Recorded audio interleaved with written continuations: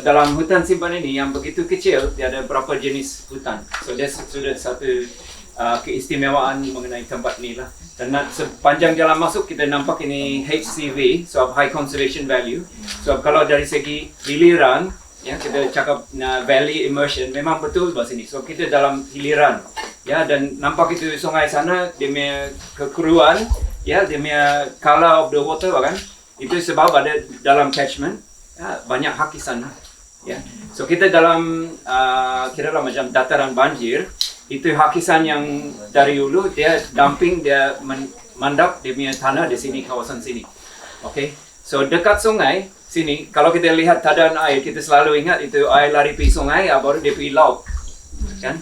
Tapi dia bawa itu sedimen, itu tanah pergi laut, ya. Di Sabah, khususnya di Kinabatangan, daripada tempat yang bukit bukau gunung, ya sampai laut, dia lebih kurang 150 batu, ya. Dan di sini kita lebih kurang separuh jalan pergi laut daripada kawasan bukit, ya. So dalam kawasan yang lowland, yang dataran ini kan, yang itu sungai dari hulu dia bawa tu sedimen, laju-laju dia turun bukit, sebab begitu dia angkat tu sedimen, dan waktu itu sungai dia memperlahankan kawasan sini kan, itu sedimen dia heavy, dia akan mandap, akan mandap. So kawasan sini dari kiralah kawasan bukit sampai ke laut, kita pertengahan, dan kawasan sini sangat istimewa, ya, dari segi topografi dan spesies-spesies tumbuhan yang adaptasi di kawasan sini. Kalau di hulu dia air lari pergi sungai dan dia ke bawah kan. Kalau sini tebing sungai dia tinggi daripada yang di dalam. Ini pelik sedikit yang kawasan dataran begini. So kita alluvial terrace ini, ya, kalau kita semakin jauh dari sungai, actually elevation drop. Bukan the other way around. It's very strange kan?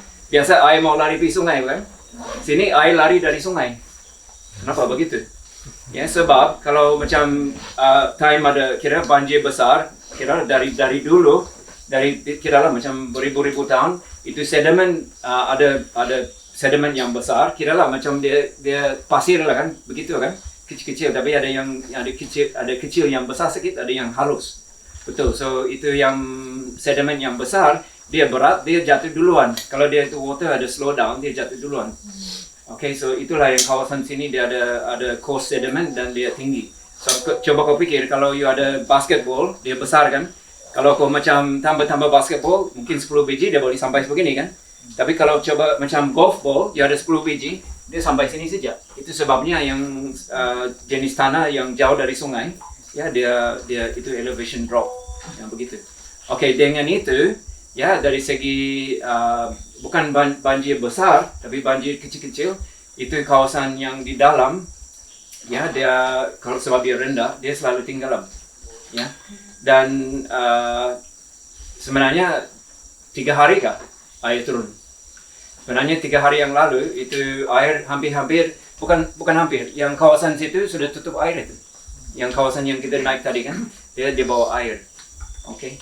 So waktu itu di sini masih kering bahkan, tapi sebenarnya kami punya plot tanaman dan apa semua di dalam dia di bawah air sudah.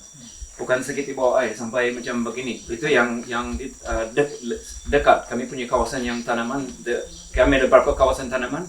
Satu dekat Kaboi dia air sampai situ, sini masih kering, sana begini dalam air. Ya, and then ke dalam dia lagi dalam. Ya, sampai dia macam 4-5 meter dalam. So sini Kinabatangan, we have flooded forest like the Amazon, like the Everglades in Florida. Yeah, and then we don't know about these places. Sangat-sangat special lah. So time banjir, you boleh ikut perahu masuk dalam hutan. Sama juga macam di Everglades atau di Amazon. Sabah pun ada. Ya, sangat-sangat interesting. And then tumbuhan yang spesies-spesies pokok yang tumbuh di kawasan itu berlainan. Ya, okay, kami dapat tahu ini sebab apa? Sebab kami coba tanam pokok di kawasan itu, ya, dan pokok yang macam dicadang untuk tanam di kawasan itu sebab dia pokok dari keliling kawasan ini kan, kami tanam di kawasan itu dan dia mati. Ya, di situ yang kami dapat tahu kenapa dia begitu. Sebab seperti saya katakan, dan kita terpaksa tengok dalam, kaji dalam kenapa itu spesies tidak tumbuh di kawasannya. Sebab dia ada adaptasi kepada tempat yang khas. So kami terpaksa ubah cara, macam ubah target spesies, ubah macam cari bibit, ubah macam cara yang kami buat ini program pemulihan lah. So ini yang bermula tahun 1998. Kenapa saya cakap begitu? Sebab ada kebakaran besar di sini. Ya, dan itu kebakaran sebenarnya komuniti sini ada berganding bahu sama Jabatan Hutan untuk kawal kebakaran lah begitu kan. So dalam proses itu dan kemudian banyak orang sedar bahawa di dataran kira-kira macam dataran Tanah Pama begini kan, di Sabah banyak sudah jadi ladang. Nasib baik kerajaan sudah simpan beberapa tempat yang istimewa konon. Ya, dan kalau kita fikir cuma dunia kita lah, dunia konservasi ini kan, ada beberapa sebab kita mau conserve atau protect kan. Biodiversity lah, kegunaan macam-macam sumber dan sebagainya kan. Kawasan ini sebenarnya dia kena protect sebab dua spesies burung. Mau teka? Mau guess apa dua spesies burung tu? Bukan sebab orangutan, geng. Bukan sebab gajah. Bukan sebab badak. Dua spesies burung. Dia kecil saja. Bagi kau tips. Tidak. Ya, dan dia buat sarang yang kita boleh makan. Bayang. Ini hutan disimpan. Ya, time 80-an. Waktu yang semua dibuka untuk membuka ladang. Sebab dua spesies burung tu. Ya, sebab di Sabah dan di Kinabalu, industri burung walit beribu tahun. Ya, dan dia mata pencarian penduduk di kawasan sini. So dia simpan itu kawasan, contoh macam hutan simpan Gomentong, dia simpan satu hutan dikeliling itu batu kapur yang ada gua, ya supaya itu burung walit dia ada tempat yang cari makan. So hutan simpan ini disimpan itu. Kemudian memang kita tahu banyak mengenai keistimewaan, tapi dari segi itu kebakaran buka mata bahawa kecil bani tempat. Dan lebih separuh ini kawasan dibakar, bukan satu kali. Kita lihat itu dari sejarah, ya, the first kebakaran besar di Kinabalu 60-an. Selepas itu awal 80-an. Ya, selepas itu ujung 90-an. Jadi setiap hampir 15-20 tahun kita ada kemarau yang panjang. Ya. Dan waktu kemarau ada kebakaran. Okay? Tapi kenapa sebelum 60-an tidak kebakaran? Kemarau itu mungkin cycle yang dari dulu lagi. Sebab kita sudah ubah struktur hutan. Ya, kita sudah struktur hutan ada canopy atas kan, dan you ada mid story, ada understory dan sebagainya bahkan. If we take out the big trees, time kemarau hutan ini apa dia buat? Kalau macam pokok dia biasa kawasan ini 3 meter hujan dalam 1 tahun. Ini musim kemarau tapi hujan hari-hari. Ya. Itu yang kira-kira yang satu special di sini lah. Dia normal, this is normal year. Kita punya dry season, actually bukan dry. Ini bukan macam Thailand ataupun Northern Australia yang macam ada tropical tapi dia ada dry season. Ya. So sini kalau betul-betul setiap berapa macam 15 atau 20 tahun sampai 3 bulan begitu tidak ada hujan, pokok dia buat apa? Dia ada transpirasi. Transpirasi dia water transpiration bahkan. Kalau dia keep transpiring dan tiada air masuk, apa jadi dia? Kering lah. Jadi dia punya natural response is to drop the leaf.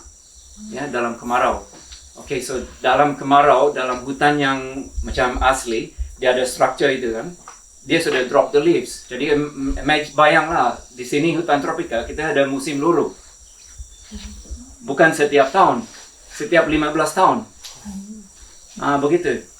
Yes, dalam musim luru, dalam di on the forest floor, you have macam 1-2 kaki down, you boleh masuk. Memang payah itu kau cari binatang, macam cari binatang sebab, okay, dia bising. Okay, kenapa dia begitu? Sebab kalau we tukar the structure, all the leaf drop to the ground. Sebelum itu ada microclimate yang sangat lembab macam ini, sejuk.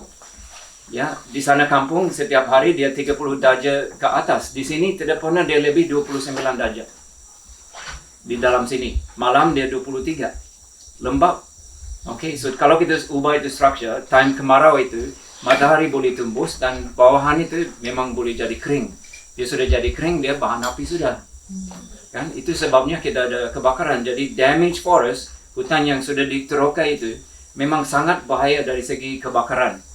Ya, dan sudah dialami sini kebakaran dia sampai, itulah saya bilang, sampai 40%. Hutan simpan ini itu saja yang tinggal, bukan saja di Sabah tapi di dunia. Ya. Ini memang sangat-sangat macam merisaukan. Ya, so, contohlah even dari segi bisnes pun. You lihat ini hutan sebagai kaumnya sumber untuk membawa pelancong ke depan.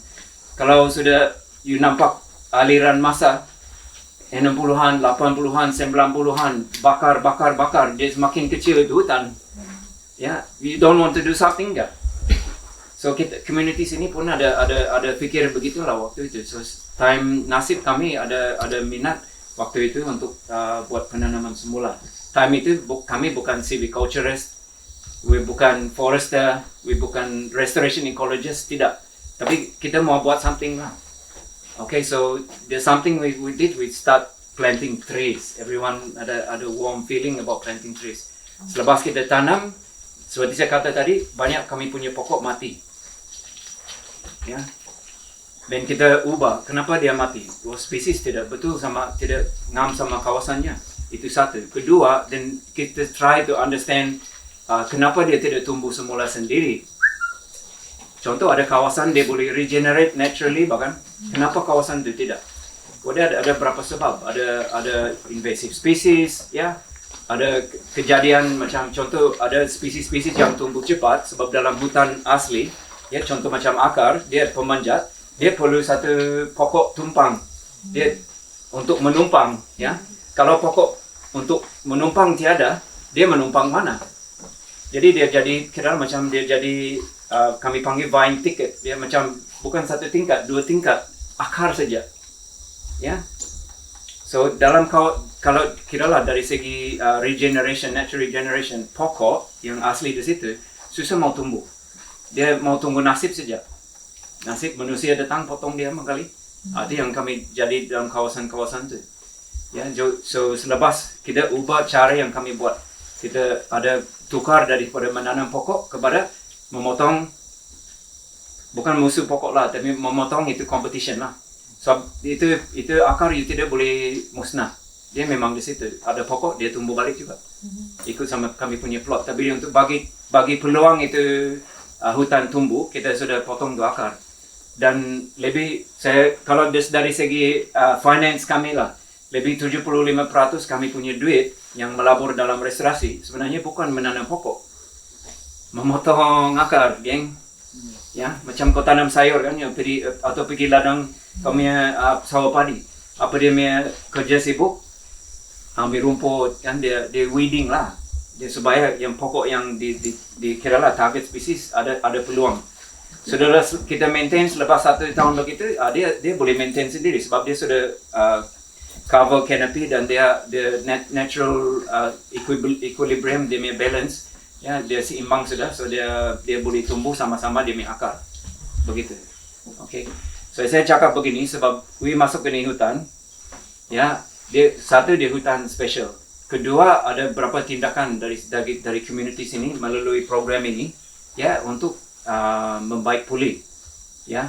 Dan ada beberapa kiralah macam pengajaran dalam kiralah lessons yang learn daripada yang kita punya activity seperti begini, ya. Dan rasa yang diantara yang sangat pelik lah kiralah macam dalam semua ni activity, kami ada start 98 berkanding bau sama Jabatan Hutan. Selepas tu kita menanam pokok dalam dia punya kawasan, bukan kami punya kawasan, dia punya hutan simpan begini. Ya, kalau kami masuk, kita terpaksa, sekarang kamu semua masing-masing bayar entrance fee kepada kerajaan Sabah. Kami dulu terpaksa isi borang, ambil pasport foto, isi macam kiralah ada permit pass, satu-satu ini. Ya. So waktu kami masuk ini program, kami semua macam dipantau, masuk apa kau bikin sana. Kau tidak ambil tumbuhan, kau tidak buat kebakaran apa semua. Ini biasalah ya, dalam hutan simpan bahkan. Okay. Jadi selepas beberapa tahun itu, kita ada tanam pokok dalam dia punya tanah, ya, dan begitu-begitu sajalah setiap tahun, okay. Selepas tu kita dilanda satu masalah bencana di Tasik itu dengan terumpai.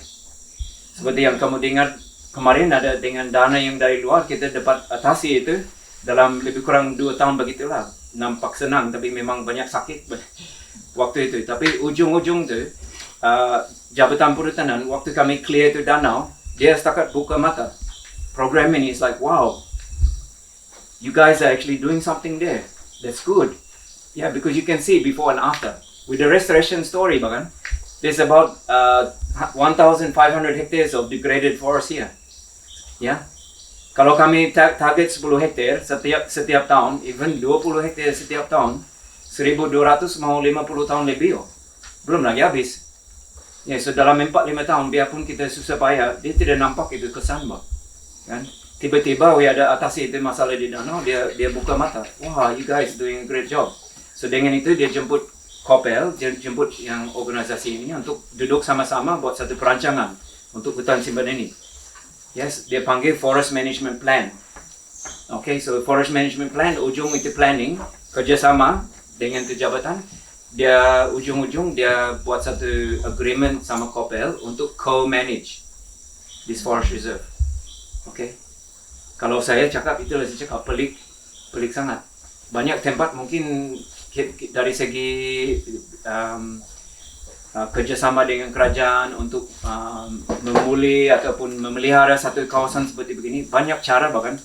Tapi cara yang kami ikut yang lebih kurang begitulah di sini. Dan agreement itu disambung, MOU mula-mula disambung 2017 sebagai agreement ya untuk kerjasama. Dan Kopel dia salah satu tangan kerajaan untuk kutip cukai. Ya, dari segi entrance fee. Jadi kita semua turis dari luar dia bayar entrance fee. Okay. So kami punya obligasi kepada kerajaan. Satu, kita bantu mereka melindung. Okay. Kedua, kita pantau aktiviti sini. Bukan saja pantau dari aktiviti luar, sebenarnya itu kita kecil. Kita pantau kami punya aktiviti sendiri. Ya. Kami buat pemulihan hutan berkesan ke tidak? Kan? Jadi kami ada tanggung jawab untuk pantau kami punya aktiviti. Itulah sebabnya you lihat kemarin kita buat ini aktiviti macam pemantauan dalam hidupan liar, pemantauan sungai, ada kami cemar ke tidak, ya, dan sebagainya. So eyes bukan untuk yang nampak untuk orang luar apa dia punya kesan macam pencerobohan apa semua, tidak. Dia mata kepada kami sendiri. So kerajaan mau tahu walaupun dia bagi macam kepercayaan konon untuk macam kerjasama mereka, tapi dia pantau lah, bagus juga. Ya, itu dorongan untuk kami lah. Ya. Tapi sebelum kita masuk sini, rasa untuk contohlah program seperti Forever Sabah, bahkan kita banyak cara lah untuk kerjasama dengan pos-pos kita yang menjaga ini kawasan untuk kita semua rakyat, kan? Ya, kita banyak cara lah ikut undang-undang. Kalau undang-undang tidak ngam, kita ubah lah. Ya, sebab itu dalam tangan kita, bahkan. Ya, tapi itulah kita mesti kerjasama, duduk sama-sama untuk macam tengok mana yang ngam, mana yang tidak ngam. Ya, dan kadang-kadang sama juga macam kami punya program restorasi, bukan ini tahun you buat, ini tahun depan kau boleh tahu dia ngam ke tidak. Kadang-kadang ini proses lama. Ya, dan ubah undang-undang bukan senang. Banyak undang-undang tidak membolehkan kami punya program, tidak mengizinkan, tidak mendukung community untuk sampai sekarang, biarpun 20 tahun kami buat ni aktiviti untuk betul-betul membantu dalam menjaga ni kawasan. Ya. Tapi langkah pertama ada berapa langkah sudah bermula lah. Ya, dan saya cakap begini sebab macam saya kata semalam, semua sini macam mudah. Mungkin ada sedengar baru start dalam Forever Sabah baru start. Saya harap kamu semua teruskan dan 5, 10, 15 tahun dari sekarang you ada memajukan lagi.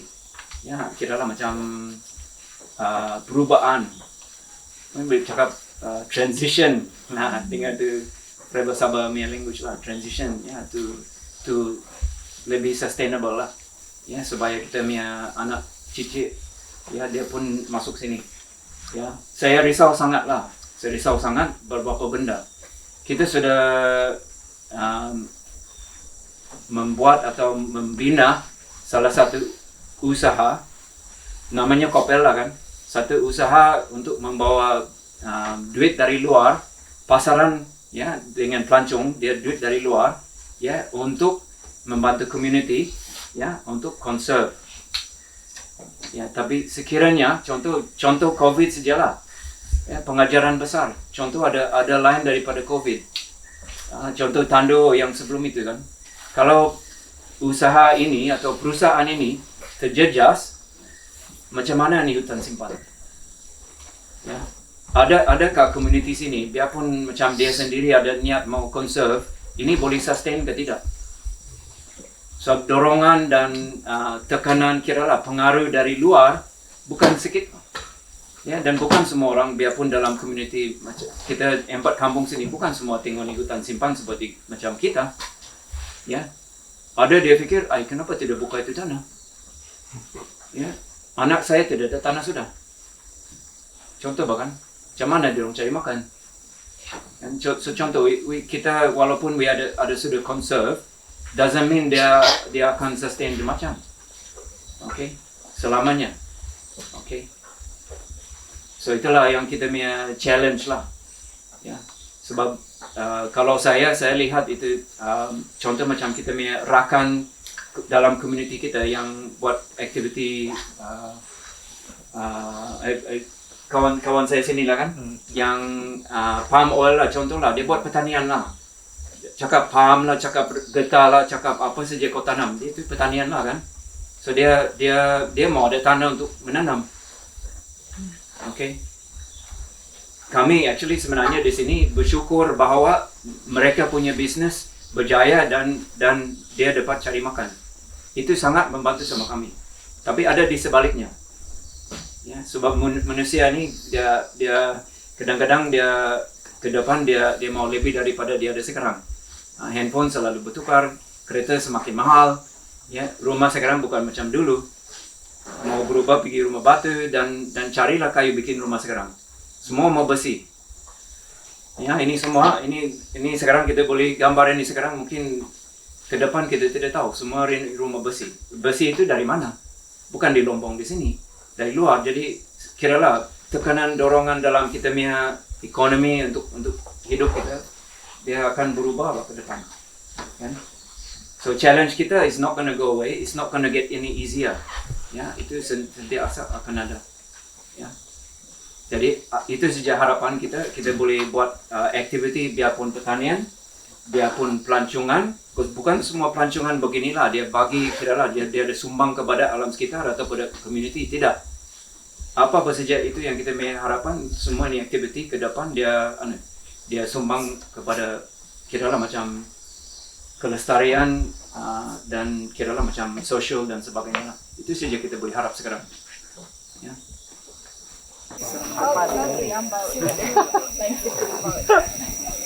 Okay, so that's the Salvinia.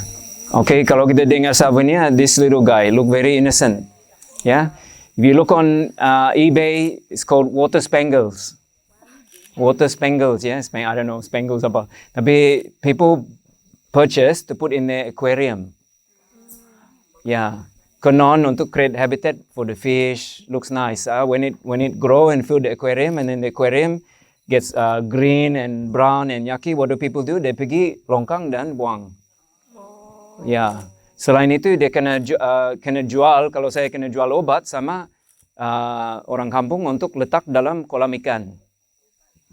Okay, so untuk create habitat untuk dia punya kolam lah. Ya, dan okay, dari segi tumbuhan sangat special ini. Satu, dia terapung di air. Okay, kalau di air dia tidak competition sudah. Pasti ada lagi yang tumbuhan yang akan tumbuh di sana. Okay, so dia dari segi nutrient uptake very very interesting. Dari segi dia tumbuh mana-mana kawasan tropika, ya, dan dia sudah menjejas banyak negara di seluruh dunia. Okay. They are listed in the top 100 most invasive species on our planet. Okay. Dan dari segi tumbuhan, dia sangat special. Sebab dalam satu minggu, dia boleh 2 kali ganda ya tumbuh. Okay. So bayang, ya 2 kali ganda dia begini. Selepas tu dalam 3 atau 5 hari sebenarnya. 3-5 hari begini. Selepas tu 2 kali ganda lagi begini. Selepas tu 2 kali ganda lagi begini. Selepas tu 2 kali ganda begini. So 2 kali betul. Ya. Jadi tidak lama lah dia akan tutup itu kawasan air lah. Okay, so kalau dia sudah tutup, kami panggil itu phase 1. Stage 1 Salvinia. So dia macam beginilah, kecil-kecil. Okay, dia akan tumbuh besar sikit. Ya, dan dia lebih kurang begini size saja. Okay, itu dia sudah tutup and then become a green mat. You can't see it here now. Ya, because we already kerjakan itu Salvinia kan. Kita guna ini dalam kompos kami. Okay, tapi dia sudah jadi stage 2, dia basically jadi green mat. Ya. You tidak boleh nampak tu air macam situ, you boleh nampak itu masih stage 1. Okay, kalau dia jadi green mat, itu stage 2. Okay. Dia sudah cover the water bahkan. Kau ingat dia berhenti kah? Tidak, dia akan tumbuh lagi. So dia sudah tumbuh, dia akan macam, dia melawan untuk matahari kan. Yang lain tidak dapat matahari, dia akan pergi bawah. Okay, jadi dia jadi macam tebal sikit. Okay, itu stage 3. Okay. Kami ingat itu saja stage-nya. Sebab dalam macam kajian apa semua, ada macam berhenti di situ. Stage 3, dia jadi tebal. Maksudnya tebal, tumbuhannya masih begini. Ya. Tapi dari segi Salvinia di atas yang masih hidup, kalau dia sudah di bawah lama, dia boleh mati. Dia jatuh ke bawah. So dia hidup, mati. Jadi itu biomass on the lake, on the bottom, dia akan macam mengisi lah. So kalau tidak buat apa-apa, dia akan dengan biomass, dengan ini saja, yang daun mati, ya, kami panggil detritus dari segi ekologi ini sistem itu biomass akan mengisi itu dalam case ini tasik. Kalau kami kolam ikan begitu. Okay, so itu biomass decompose. Ya, dia akan decompose. Okay. So dalam water you have aerobic and anaerobic organism. Okay. So the aerobic organism dia akan cepat, ya, bakteria dan sebagainya dia akan decompose itu organic material. So itu dipanggil biological oxygen demand, akan naik. Maksudnya itu oksigen, ya, dia actually bukan ke mana, cuma dia guna lain tempat dalam itu cycle, ya, tapi dia akan kurang dalam air. Okay, so the BOD akan naik, dissolve oxygen which available untuk ikan, anak ikan, yang invertebrate macam zooplankton apa semua. Kita mesti bayanglah dalam ekosistem bahkan telur ikan begini besar bahkan. Bayang itu little hatchling berapa besar kalau dia keluar dari telur. Dia bukan mulut besar macam saya. Ya. Dia kecil. Jadi apa dia makan? Dia makan phytoplankton, zooplankton, benda-benda kecil. So kalau itu benda-benda kecil tidak boleh hidup, anak ikan pun tidak boleh hidup. So basically itu rantaian makanan sampai memerang, sampai burung yang terancam. Dia tidak ada makanan sudah. Okay. Okay, so dia ada beberapa masalah. Masalah pertama, dia tutup itu permukaan air, ya, dan matahari tidak tembus. Seperti Susanna kata last night, kita ada water-air interface. Water boleh dissolve oksigen sendiri daripada atmosfer. Itulah dia cakap macam water, itu ocean dia boleh serap itu carbon dioxide dah. Ocean jadi acid. Ya, sebab dia serap di permukaan air, dia serap itu atom tu dia kira lah itu gas dia boleh serap. Okay, oksigen dia pun serap. You tutup itu permukaan, oksigen dah boleh serap sudah. Okay, kedua, dalam air, ya, itu phytoplankton sendirilah keluarkan oksigen. Okay, dalam proses dia, ya. So tidak mau explain, tapi kalau you tutup itu permukaan air, sunlight tidak tembus, jadi phytoplankton pun mati. Phytoplankton mati, zooplankton mati, anak ikan mati, invertebrate mati, semua dari dia punya ekosistem mati. So dengan keadaan ini barang, kita boleh adakan localized extinction. Localized extinction. About 90% of our aquatic biodiversity just going along happily and then terus pop, gone. Okay. Bagus kalau contoh di Sabah lah, di Malaysia, di Kinabatangan ada 20 lebih tasik. Sekarang di Kinabatangan lebih separuh sudah tutup.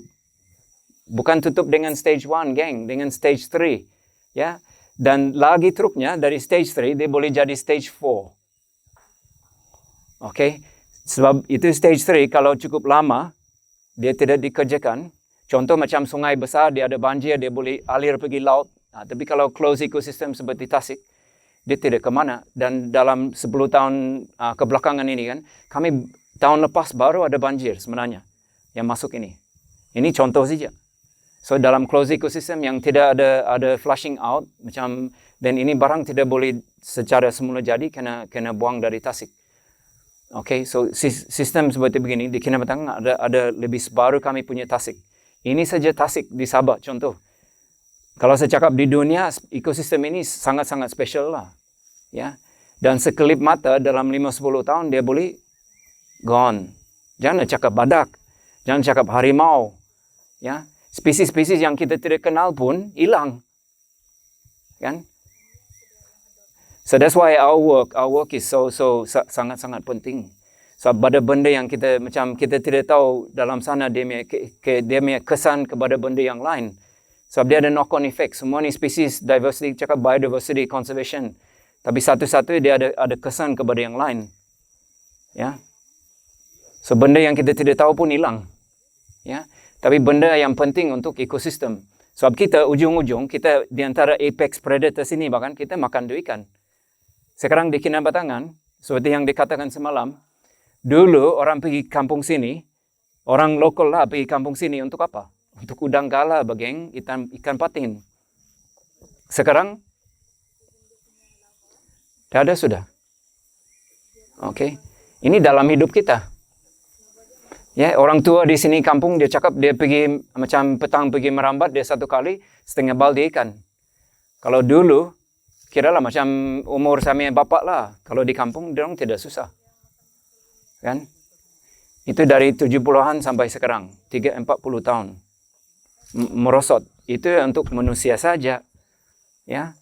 Janganlah fikir pasal memerang. Dulu memerang ada 2 spesies bahasa ini. Memerang kita tahu kan? Itu otter. Kan? Selain itu ada beberapa burung di seluruh dunia di Kinabatangan sejak ada apa? Kan? So kalau habitatnya tiada, ini dia ada knock-on effect, ya. Tapi dari segi macam kita manusia ni, memang dari segi makanan kita pun terjejas. Kalau tidak ada ikan, kita makan apa yang kita makan? Oh, enggak apa-apa, ada ayam. Kan? Kita sendiri boleh adapt tanpa fikir yang masalah yang yang kita kasih ke belakangan kami. Kan? Itu masalah manusia ni. Kan? Okay, so dia sudah jadi begitu tebal, rumput boleh tumbuh di atas. Rumput ni sangat-sangat agresif. Ya. Rasa dia lebih cepat tumbuh daripada itu salvinia yang asal.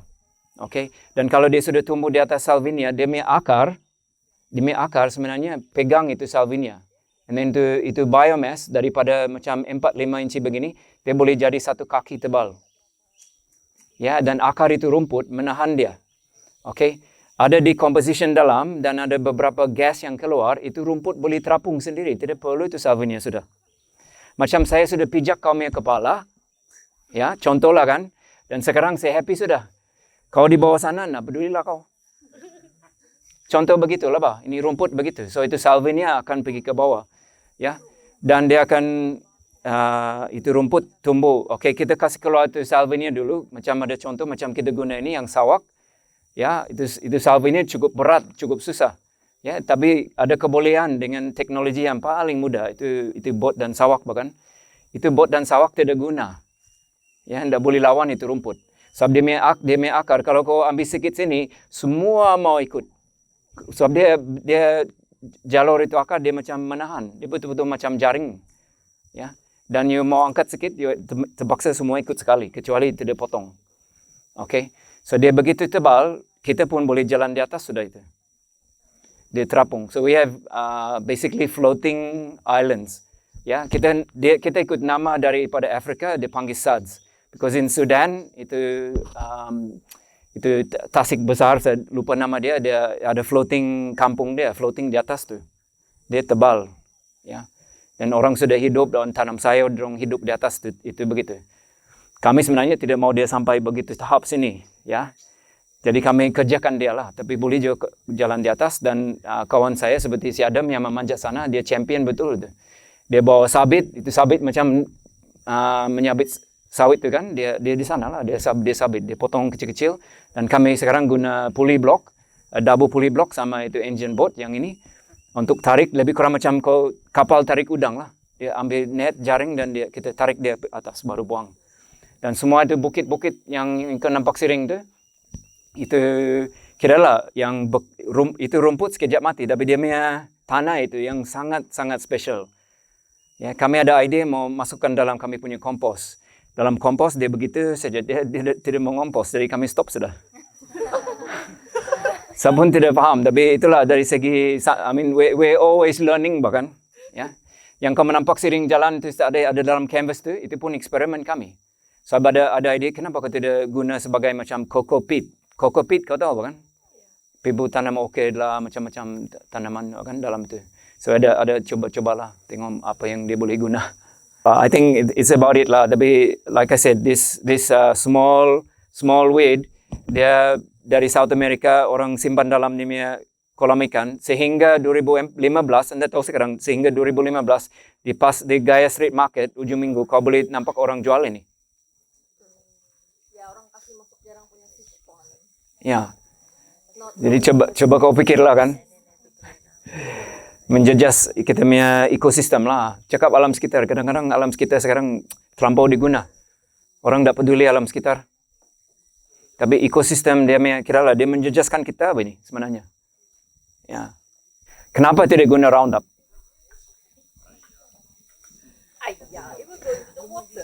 Okay, simple lah, it goes in the water kan. Tapi apa sebabnya itu? Saya masih muda bahkan, time 70-an, dia cakap Roundup, begitu selamat kau boleh minum. Ya, betul. Glyphosate, dia bilang, it's so safe, you can drink it. Ya. Dan is biodegradable. Konon. Ya, konon. Okay.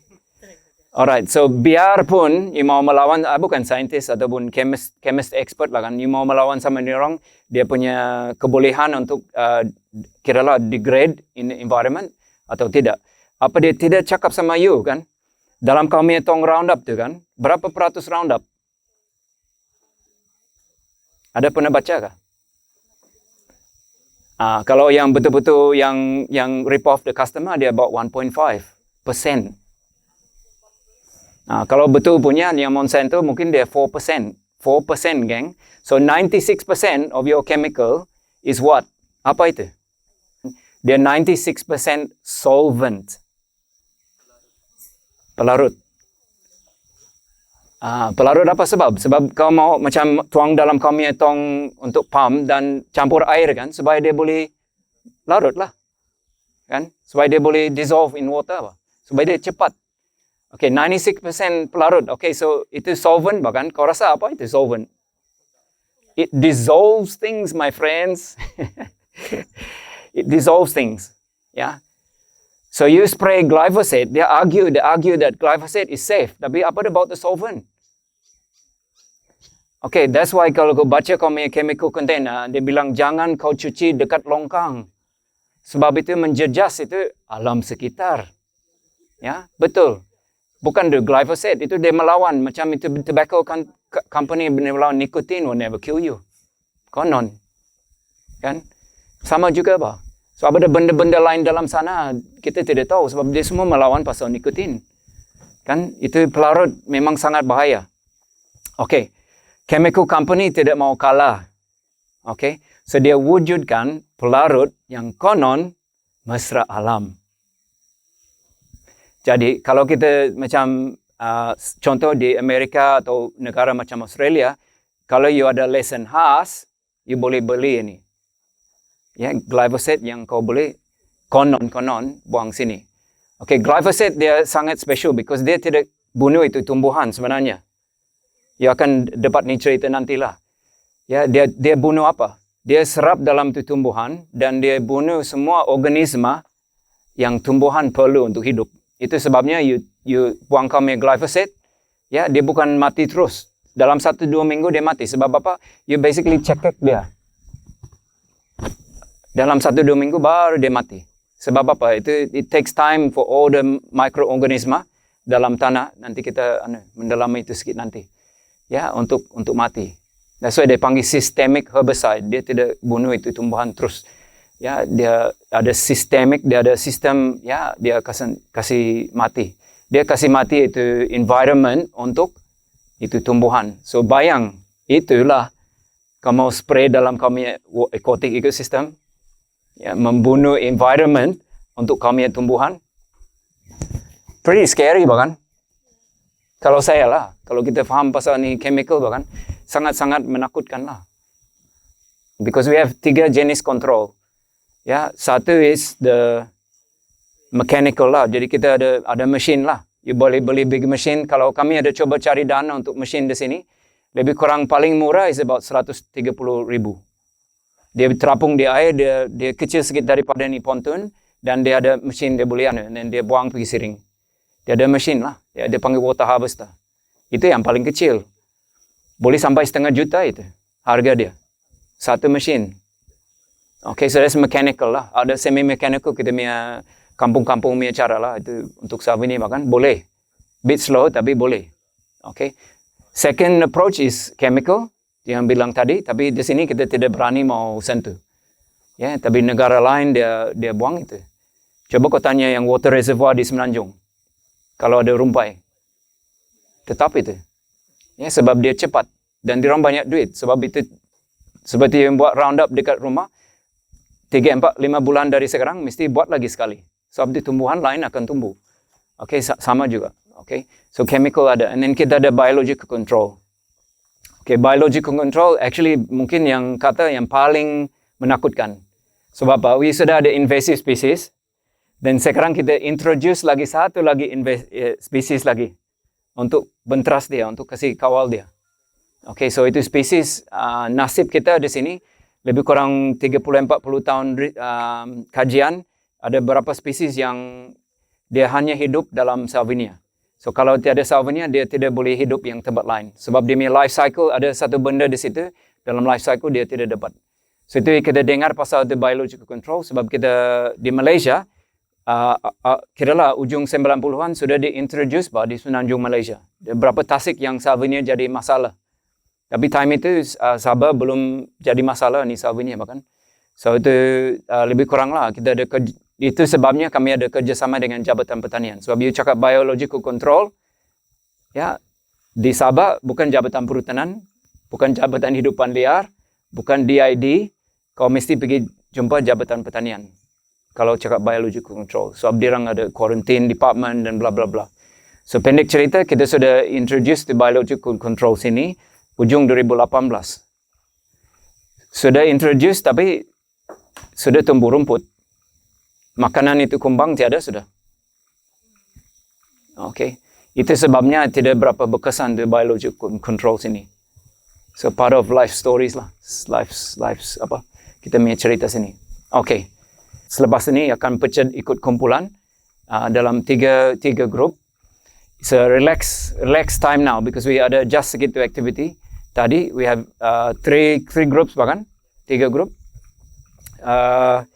It's a learning and doing day.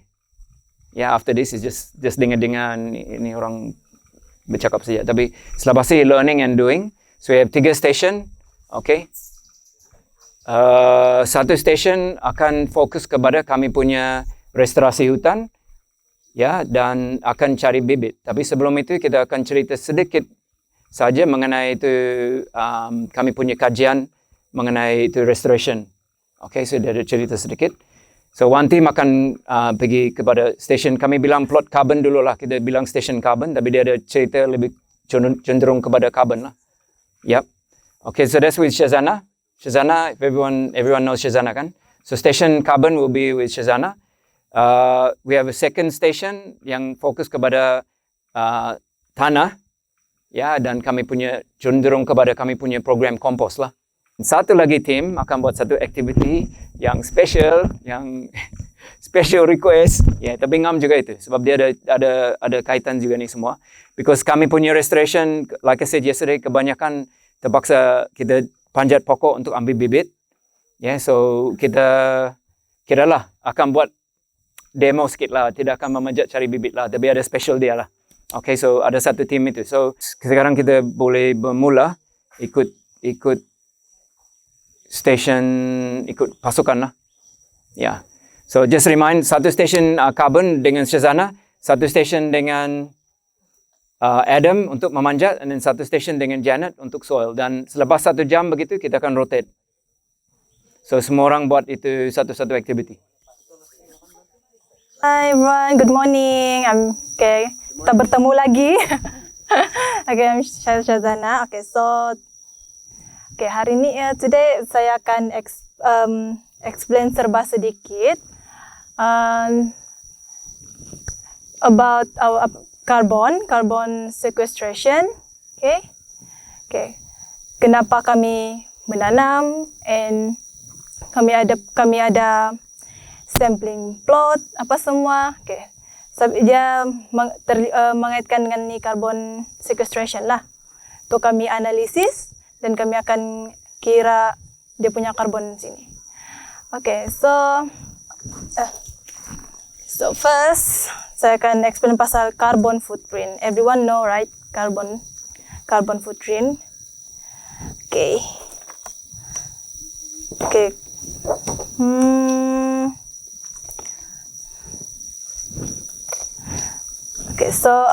Karbon ni macam kita tahu, kita sendiri pun melepaskan karbon. So, even kenderaan, asap kenderaan apa semua dia melepaskan karbon. Kilang-kilang pun mereka akan melepaskan karbon. So, we know all that, kan? So, jejak kaki karbon ni meaning dia jumlah gas rumah hijau yang dilepaskan, yang dibebaskan dari aktiviti manusia, seperti asap kenderaan, pembakaran terbuka, dan pembakaran bahan api fosil. Next.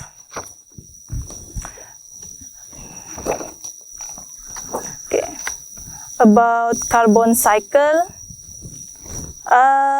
As you can see here, nampakkan dia punya cycle dari tanah, from soil dia juga akan melepaskan ke kita punya atmosphere, di permukaan bumi kita. And also ini kilang-kilang yang menghasilkan macam baju ke anything lah yang melepaskan asap, so dia akan also melepaskan karbon. Then even animal and organic carbon dia akan melepaskan karbon. So how macam mana kita mengurangkan kita punya karbon? Dengan menanam pokok. So, pokok ini sangat penting, dia membantu kita untuk menyerap karbon yang berlebihan di udara. So, that's why mengapa kami, salah satu utama why we planted the tree. So, nampak kamu bah? Nanti kalau macam kamu udah nampak kan ada yang tree, pokok yang kena tagging, tree tagging, like that. This one, I think this one.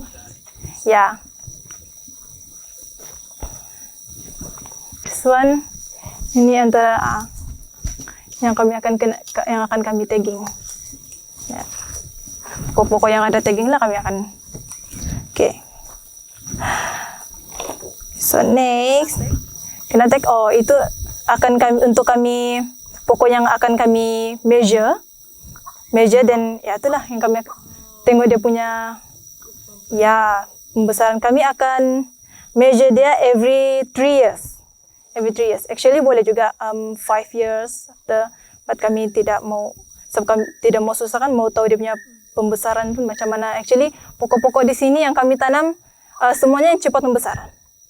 Dia cepat membesar, but dia punya jangka hayat pun pendek. Kalau pokok yang lambat membesar tapi jangka hayat dia sangat lama, macam like Diptera tree, dia sangat susah mau membesar, tapi dia punya jangka hayat sangat lama. So, and each tree dia ada dia punya weight density. Each species lah dia ada weight density dia yang berbeza-beza. So dari situ kita boleh tahu macam lagi tinggi weight density dia, lagi dia cepat membesar, tapi jangka hayat dia just pendek, cepat mati. So far pokok yang kami tanam yang begitulah, yang ada weight density dia lagi tinggi. So first saya akan explain about carbon pool. Actually carbon pool ni dia terdapat 5 tempat di mana karbon tu dia serap. Firstly, above ground biomass, iaitu macam trunk, dia punya leaf, maksudnya daun-daun tu dia serap tu karbon dari situ. Akar also, and soil dia juga menyerap karbon, and even yang ni leaf litter pun dia akan serap karbon. Serap karbon untuk dia mereput. Still need, but yeah. So apa yang kami buat sekarang, kami cuma mengukur above ground biomass sebab itu antara karbon pool yang menyimpan paling banyak karbon dibandingkan dengan yang lain lah, dan mudah diukur. So mungkin saya akan tunjuk cara dia. Untuk pokok yang kecil, kami akan ukur guna ni lah. First kami akan pilih, the tree must be more than 10 cm. First kalau macam ni, untuk ukur dia punya DBH, this one,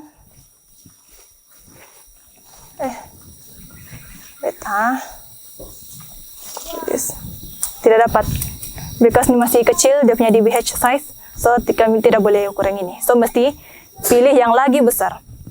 So macam kalau kita sudah dapat yang size 10 cm, ini boleh untuk 10 cm kan, more than 10 cm also kan. Tapi kalau sudah besar, like that tree, dia punya DBH, so kita perlu ukur guna, measuring tape. Okay, ini tu ukur dia lah, ini bolehkah? Jadi, ya, like that. Okay, then. Actually, ukur dia must be chest this. Okay, yeah, this one. Okay, like this. Ini contoh dia lah. Dapat ni, okay. This is dia punya DBH size. Okay. So it must punya aras dada. Okay, so after that. 6 feet. 6. Yeah, actually dia ada dia punya ni. Maksud itu dia. This one. For this one. Okay, so that's for DBH. After we measure the DBH, we will calculate dia punya tinggi and dia punya jarak from the canopy. So we use this one.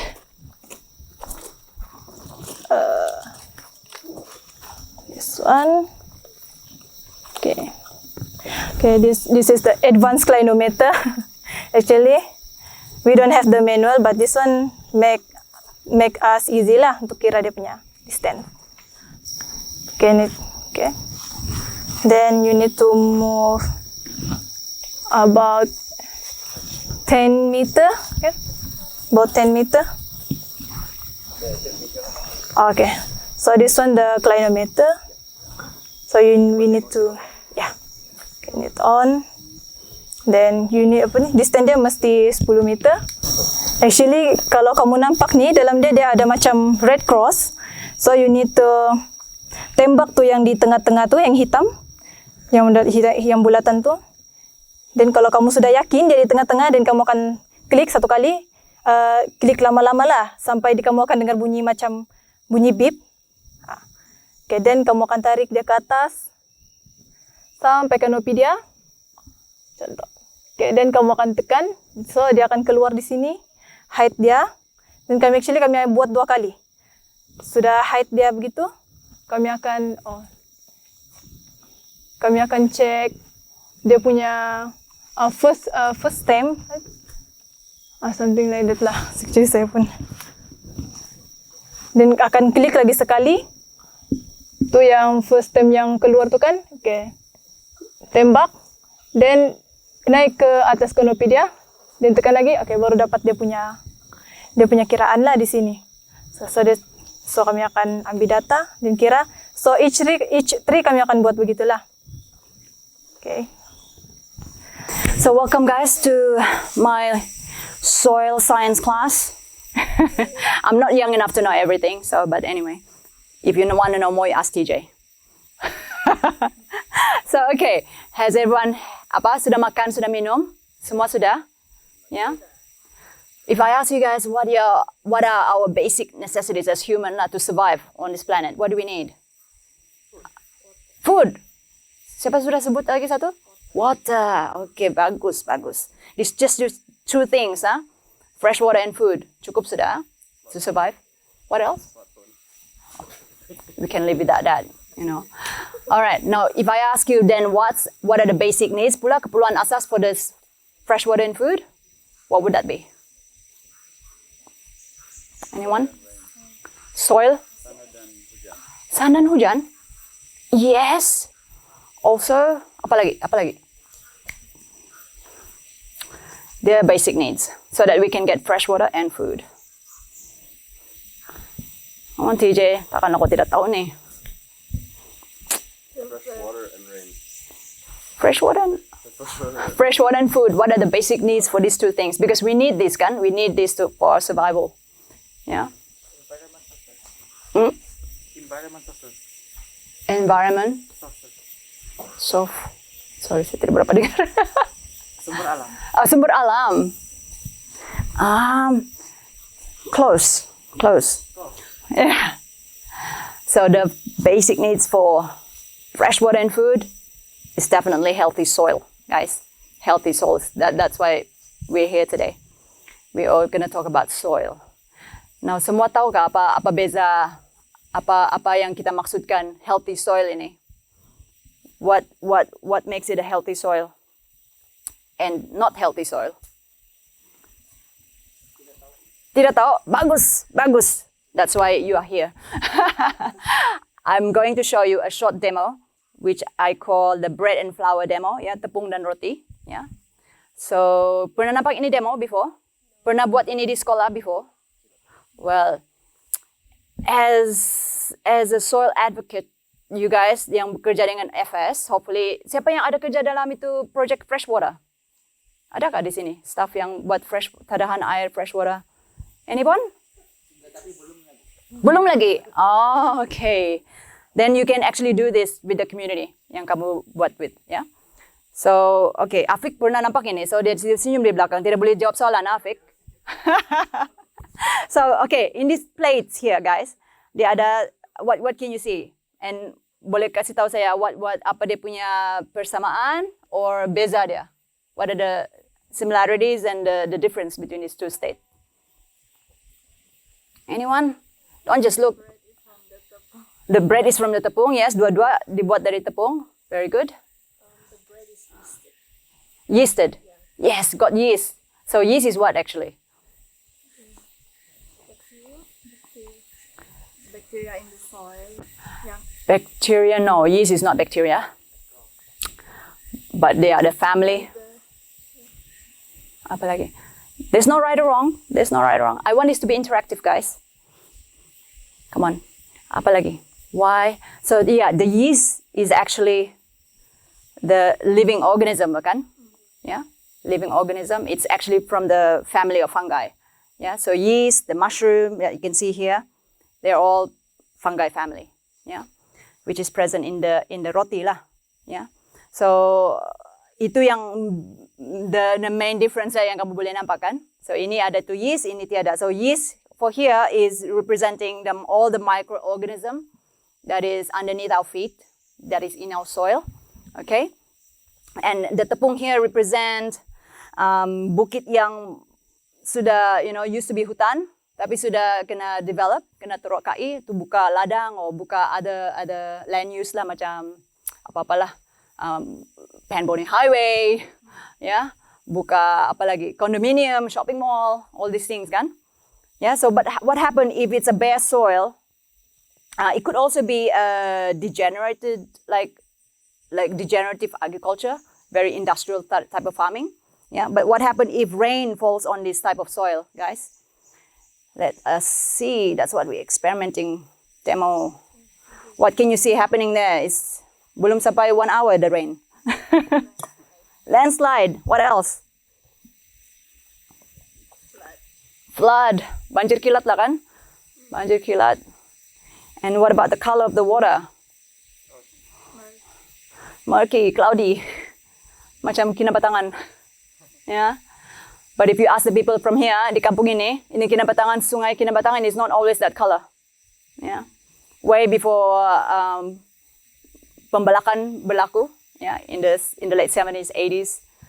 Sungai Kinabatangan macam Sungai Kadamayan, ya, sungai apalagi yang di dekat-dekat Gunung Kinabalu sana. Ya, very very journey, ya. Tapi eventually kalau sudah banyak hakisan apa semua, of course the water run off and causing banjir apa semua kan. But what do you see happening here also, guys? What can you see on the top of the soil? Is there ada penyerapan, Is there any absorption of water dari itu rain just now? Adakah? No? Yes? Ada sikit. Ya. Katakanlah lepas ini hujan kuat, hujan lebat tadi kan 1 jam, terus jadi banjir kilat, ya, macam what's happening in KK area kan. Tapi the next hour matahari terik. What happened to the water on the surface? Definitely evaporated, yeah. So who thinks that there's any absorption underneath? Adakah? Mungkin sikit? Well, let's find out. I take my Hitachi up on the hill again, Potong lagi bukit. Potong. Okay. Siapa? What's your name? Sandra, come over here, Sandra, and stick your finger in the middle. Sampai kau rasa itu piring. Okay. Pull it out. What do you feel? Can you feel the rain? Tiada. Dry. Very dry, guys. So, let's say, if a plant is growing there, kalau kau tanam sayur lah di sana, would it grow nicely? Definitely not. But kalau boleh juga tanam, what do you need to put in? Apa yang kamu perlu support ini plant untuk dia? Fertilizer, tambah apa lagi yang dia perlu? Water, siram lagi, pump air kan dari sungai. Kalau kemarau, macam mana? So there's a lot of input you need to put in a degraded soil like this kan, yeah, because the plants memang dia perlu dia punya air, dia serap dia punya air dari mana actually? Dari akar kan, yeah. So I'm pretty sure everyone's aware of how plants make their food. Semua tahu kah?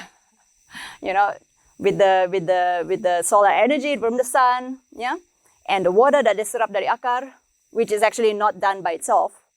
The plants actually need help from their friends. Like this is a microscopic view of how the soil food web underneath our feet is like. Yeah, so that's the fine root that you can see here, right at this corner. Yeah, at the end of each of the fine root, there's a type of bacteria called rhizosphere. This rhizosphere, they helps to fix the nitrogen from the atmosphere, which is about 78%, yeah, in our atmosphere. Tapi the plants cannot use that nitrogen directly. It needs the help of the rhizosphere fungi, which they are jadi host to. Yeah, they fix the nitrogen so that they can serap, yeah, for the plants to grow. And selain itu, the rest of this thing you can see here, this is the fungi called mycorrhiza. Mycorrhiza can spread further out to search the minerals and the water for the plants. But so the trade relationship yang happening underneath our feet is pretty much like what we human do up on land, yeah, business relation. But they're trading in terms of food. So through photosynthesis, yeah, the plants make their food, their sugar, yeah, through the sun energy and then the water, yeah, and then convert that carbon in our atmosphere. They cycle the carbon and turn that into glucose to build the cellular cells of the plants. And then the glucose, they bagi sama all these microorganisms that's underneath the soil. And of course, this microorganism, the mycorrhiza, turn them into carbon. That's what we call the carbon in our soil. So guys, what's happening kalau we put rain on Bukit Mansuli? So Bukit Mansuli, anyone know Bukit Mansuli? I don't know whether you can see it from here, but that's that beautiful forested hill. Jadi the backdrop of our jambatan Kinabatangan sana, yeah. So let's say this is the Bukit Mansuli. When rain falls on this bukit, full of plants, full of forests, what's going to happen? What can you see so far, guys? Absorption. Is there any banjir happening yet? Not yet. No spilling over. So, well, there's about the same amount of water in the cup just now. We're gonna borrow the rain from the other side to put more rain until there is spilling over. Okay, there you go. So what sort of water that comes out of that forest? Very clear water. Yeah. What's your name? Natasha, come over here, Natasha, and stick your finger in the middle of the bread and tell me what you feel. I feel the moist. Very moist, very wet still. So if a plant is growing there, what do you think happening to that plant? Would it have time to photosynthesize, make more food, more time to grow? Definitely, right? And you can see there's different states. This is a very simple demonstration that you can show to anybody just to show them about the condition of our soil. You know, if we do this type of farming, you know, yang degenerative type of farming, yang always tilling the soil, you know, use a lot of input, water, whatever. You know, this kind of farming, no matter what type of farm you run, yeah, pertanian sayur ka, wheat farm ka, ladang ka, you know, this type of farming actually remove about 10 tons of carbon off the soil per acre every year. Yeah. So imagine how much carbon that's removed from the soil using this type of activities. But over here, let's say this is a regenerative farming on the opposite lah, kan? Yang where farmers memang take care of the soil, yeah. Dia pula actually sequestering 4 tons of carbon per acre per year. So imagine that's a significant amount of carbon that we can sequester. Yeah. Anyone knows where are the 5 carbon pools on our planet? We've been mentioning about the atmosphere just now. So we know that there's carbon dioxide up there, kan? There's also here on our biosphere a lot. Ya, semua benda yang hidup like the tumbuhan, even ourselves, we all made of carbon, kan? And also all the benda yang mati tapi belum reput, belum turn into soil yet. So that's also considered the the carbon that is on the biosphere. Yeah. Then there's also the jumlah carbon dalam tanah. That's another carbon pool. Yeah, which is a lot. I haven't given you the figure.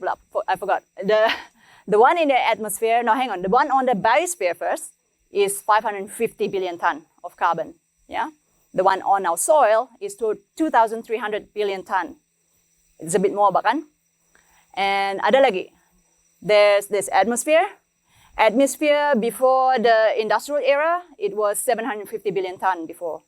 But right now, ever since us human figure out how to extract some of this fossil fuel from our the crust of our Earth planet, sudah keluar back in the 18th century lagi. Yeah, and bakar dia, we actually then put more carbon in the atmosphere. So that makes, right now, the jumlah terkini lah that I found is 880 billion ton of carbon in the atmosphere. So a lot, but dalam bentuk gas lah, of course, yeah. And so, yeah, there's 2 more carbon pools that's in the ocean. Ocean lebih banyak, of course, about 38,000 billion ton. And then selain itu yang paling banyak carbon, very concentrated, a lot amount of carbon is in our crust. Yeah, that's 75 billion ton carbon. 4,000 billion ton of that is fossil fuel. Yang saya bilang tadi, human already figured out how to use that. Yeah.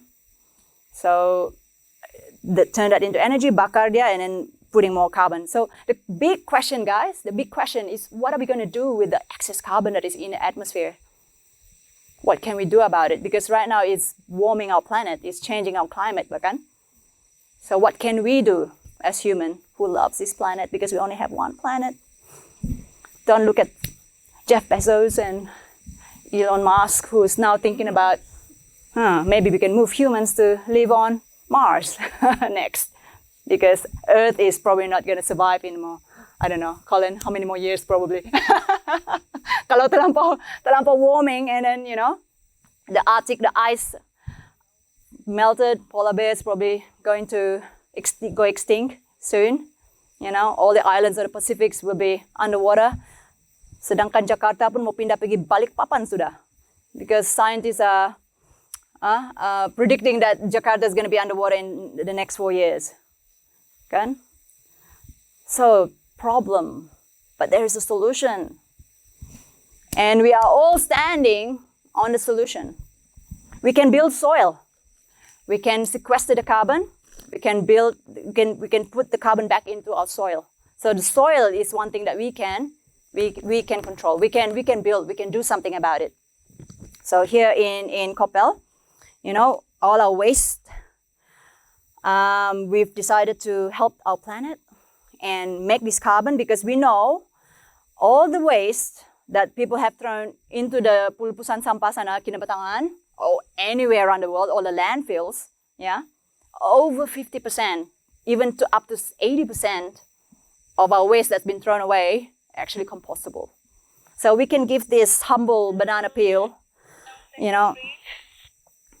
can give this humble banana peel another use, bahkan kasih recycle their back into the soil, because we can sequester carbon with this.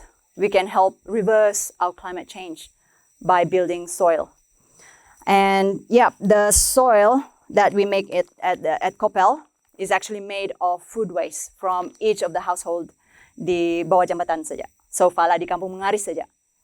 Every day we actually collect them punya food waste. And today you guys are going to contribute your food waste as well. I'm contributing my compost bucket out with you guys later on. And other than food waste, your lunch, food waste today, will be going to the compost. You're going to do the practical activity lah buat ini compost kan. But we're not only going to add food waste saja, we also need other stuff to mix into the mix. So other green stuff that you guys are going to collect is ini nipian grass. So after my talk, you guys are going to go over the seberang sungai, ambil itu barau, and then nanti when you guys get to Koppel, boleh masuk dalam machine, kasih churn it dulu untuk to make it break down easily. So with the composting program, we mix the dried material, like all of these we call carbon. Anything that is brown and dry is carbon. Anything that is green, including all our, yang sayur lah, buah-buahan lah, peels, ini semua kira nitrogen lah. So we need nitrogen, carbon, layered, and put a bit of soil there as well in a mix, because the soil contains the microorganism that helps to break down bahkan itu kita punya organic materials inside and turn them into soil. So our compost is actually aerobic compost, which uses oxygen to aerate it and to make a very, very hot compost. So within about 2 weeks, you can get soil like this. So it's easy to make soil. Anyone can do it. You can start from your kitchen at home. So guys, the solution is clear, pretty clear. The solution is in our hands, really. So whatever we do to our soil, whatever we do, development, whatever it is that we do with our soil, there's only 2 consequences, bahkan. It's either we put carbon in the atmosphere or pull it down. So our health, the health of our soil, the health of our planet is one and the same. And it is our task, our generation right now, yang responsible. So that our next generation, our cucu cicit, can still see this planet, can still inhabit this planet, beautiful planet Earth, instead of Mars. So actually quite complicated. So That's encouraging. so these things, the one who we gonna ini yang bawa kita naik lah. Otherwise, ini juga yang tahan kita naik. So be careful with this thing lah. This rope you see over here. So this one, you pull it like this. Dia tahan kita punya berat badan lah. Tali. Jadi kalau kamu sentuh saja dia bawa kita turun. Jadi kita hati-hatilah dengan ini benar. Selalu jangan elak daripada sentuhlah tem naik. Ya. Jadi itu satu. Ini alatnya untuk kita tolak badan kita naik lah. Ya, dengan ini juga. Jadi kita use dua kaki lah, macam kita naik, macam berlari naik, gitu. Jadi satu ini, using this one, pantin we call. And the other one,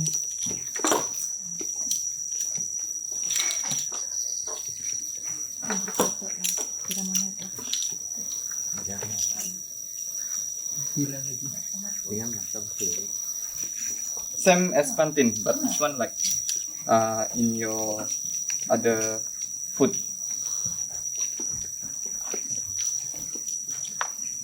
Like this.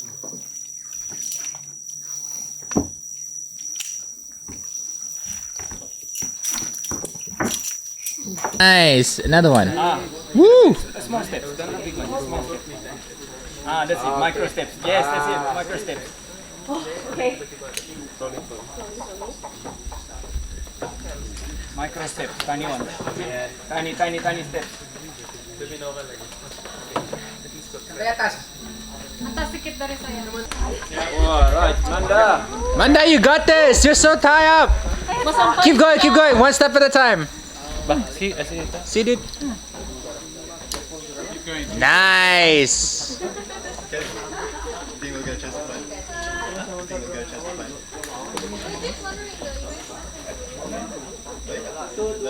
Can you guys sitting back meeting? Hold the rope, itu Oke. 3 kaki sudah.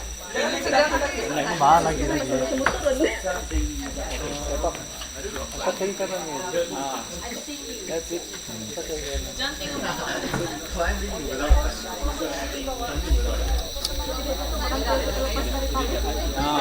Wih. Sap soy. Ya, begitu. Oke, macam panjat tangga.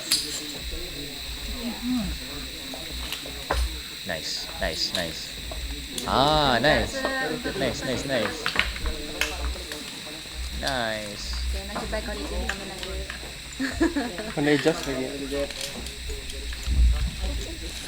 Is it getting tangled?